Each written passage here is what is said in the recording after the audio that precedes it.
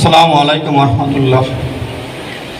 আজকের এই ইসলামী আন্দোলন বাংলাদেশ চানগাঁও থানা ও ইসলামী শ্রমিক আন্দোলন বাংলাদেশ চানগাঁও থানার উদ্যোগে ইফতার মাহফিল এবং ইফতার মাহফিলের সম্মানিত সভাপতি ও আমাদের প্রধান অতিথি এবং ইসলামী আন্দোলন, শ্রমিক আন্দোলন, যুব আন্দোলন ও অন্যান্য দলের নেতৃবৃন্দ, সবার উদ্দেশ্যে আমি একটা কথা বলতে চাই।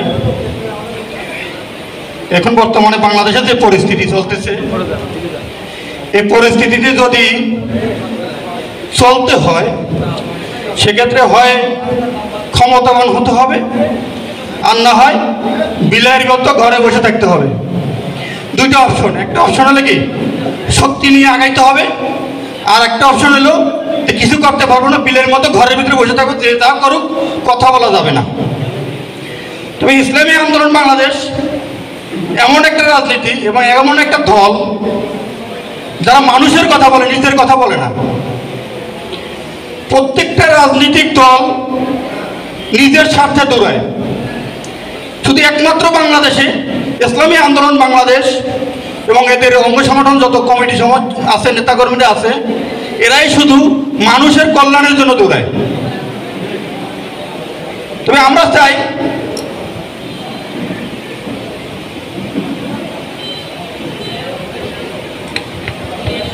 ইসলামী আন্দোলন বাংলাদেশ ক্ষমতায় যাবে, যদি যায় তো সেক্ষেত্রে মানুষের উপকার হবে, অপকার হবে না। কারণ নীতি এবং আদর্শর ব্যক্তিত্ব মানুষ যদি ক্ষমতায় যায় তা কারো জিনিস লুট হবে না, কারো উপর অন্যায় হবে না, কারো উপর অত্যাচার হবে না।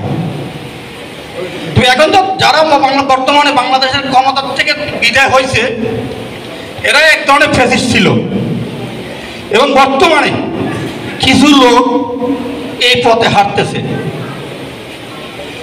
এখানে মূলত যে আমরা বলি প্রতিহত করব, যখন গায়ের দিকে আঘাত আসে তখন পিছিয়ে দিয়ে পালাই যায়, সামনে আর আগায় না।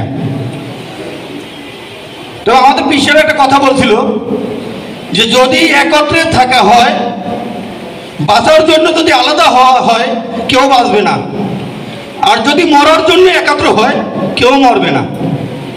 তো আমাদেরকে প্রত্যেক ঘাটে যেখানেই হোক একত্রবদ্ধ থাকতে হবে, আর কি সংঘবদ্ধ থাকতে হবে, এবং অন্যায় দেখলে ওইখানে রুখে দাঁড়াতে হবে।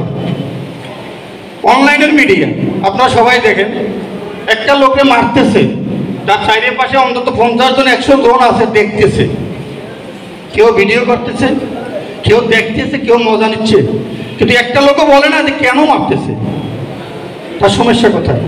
সে খারাপ হোক ভালো হোক, একটা জিনিস তো তাকে দেখতে হবে, ধরতে হবে। কিন্তু আমাদের দেশের অবস্থা এমন হয়েছে যে কাউকে মেরে ফেলে দিবে, তাতে কি, আমাকে তো কিছু বলেনি, যখন আমাকে বলবে তখন বুঝবে যে আমাকে এখন বলছে, এখন মানুষ ধরে না। সেই জন্য আমাদের সবাইকে একাত্র হতে হবে, এবং নীতি এবং আদর্শের যে রাজনীতি বাংলাদেশ, ইসলামী আন্দোলন বাংলাদেশ, ইসলামী শ্রমিক আন্দোলন বাংলাদেশ, এর ছায়াতলে আপনারা আসেন, দেখেন যে আপনাদের ইসলামী আন্দোলন নেতাকর্মীর ভিতরে আপনারা কি দোষ ত্রুটি পান, ভুল ত্রুটি পান, ধরিয়ে দেন। ইসলামী আন্দোলন বাংলাদেশের একটা নেতাকর্মীকে যদি দুর্নীতি প্রমাণ করতে পারেন, আপনাদের সবার সামনে কথা হচ্ছে যে এই নেতাকর্মীকে ওইখানে বহিষ্কার করবে আমাদের পিছিয়ে। কারণ আমরা দুর্নীতি করতে আসিনি, আমরা রাজনীতি করতে আসি ইসলামের জন্য, আল্লাহর জন্য, আল্লাহকে রাজি খুশি করার জন্য। তাই আমি সবাইকে আহ্বান জানাবো ইসলামী আন্দোলনের ছায়াতলে এসে আদর্শ ও নীতি রাজনীতি করার জন্য আমি অনুরোধ জানাই। আমি বক্তব্য এখানে শেষ করছি। আসসালামু আলাইকুম রহমতুল্লাহি ওয়া বারাকাতুহু।